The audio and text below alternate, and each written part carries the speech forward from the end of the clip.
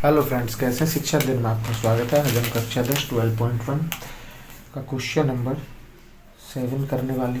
Question number 7 में है, कोई तंबू एक बेलन के आकार का है जिस पर एक शंकु अर्धरूपित है। यदि बेलनाकार भाग की ऊंचाई और व्यास क्रमशः 2.1 मीटर और 4 मीटर है तथा शंकु की तिर्यक ऊंचाई 2.8 मीटर है, तो तंबू को बनाने के लिए प्रयुक्त कैनवास का क्षेत्रफल ज्ञात कीजिए। साथ ही 500 रुपये प्रति मीटर की दर से इसमें प्रयुक्त कैनवास की लागत ज्ञात कीजिए कि तंबू के आधार पर कैनवास से ढका जाता है नहीं। चलो कोई बात नहीं, चलो तंबू बनाते हैं।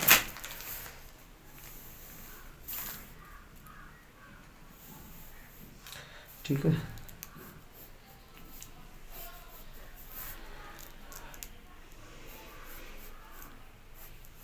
ऐसे एक बेलन है और बेलनकार के ऊपर ऐसे करके एक शंकु रखा हुआ है। ठीक है, और उसने क्या क्या दिया हुआ है हमें? बेलनकार भाग की ऊंचाई और व्यास। बेलनकार भाग की ऊंचाई कितनी दे रखी है? 2.1 और व्यास कितना दिया हुआ है?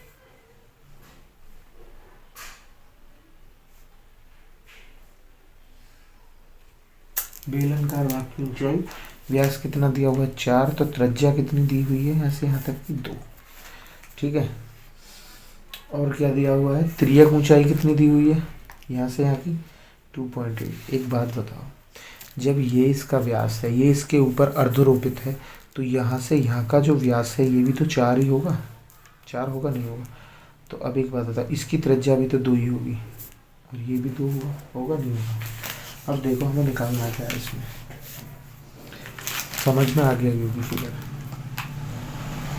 बेलन का वक्र पृष्ठ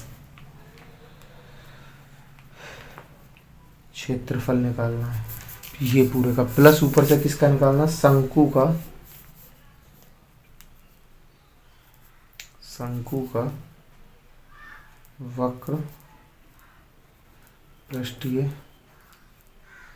क्षेत्रफल। ठीक है, अब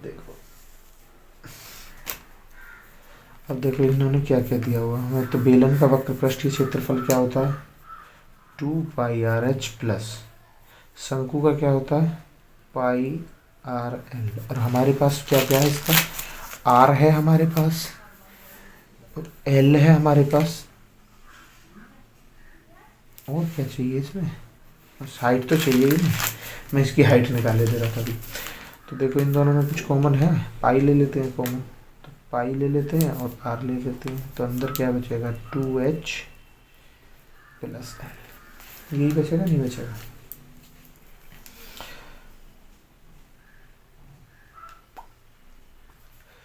ठीक है, पाई कितनी दी हुई है? 22/7 गुणा आर कितना दिया हुआ हमें? 2 ब्रैकेट में 2 गुणा H कितनी दी हुई है इसकी हमें?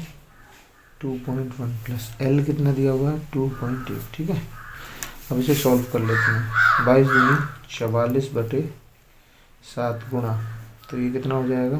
2 एकम 2, 2 दूनी 4। अब इन दोनों को जोड़ोगे, 8 और 2 10, 4 और 2 6 1 7 प्लस 2.8, तो कितना हो जाएगा? 44/7 गुणा 7। 7 से 7 कटेगा, आंसर आ गया 44 मीटर की पावर 2।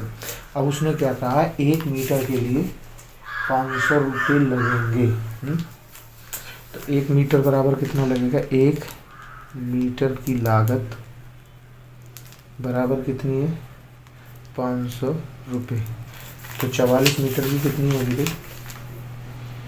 44 गुणा 500, 0 0 5 20, 5 20 तो 22, इतना बैठेगा। ठीक है।